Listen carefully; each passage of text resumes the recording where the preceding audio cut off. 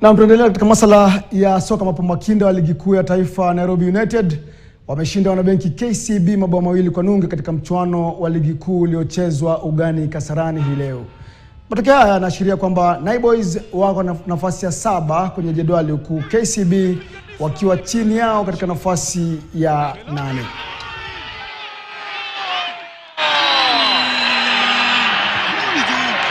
Naweza sema tatizo kuu ambalo tumeliona na lazima tuzidi kufanya kazi ni kufunga magoli.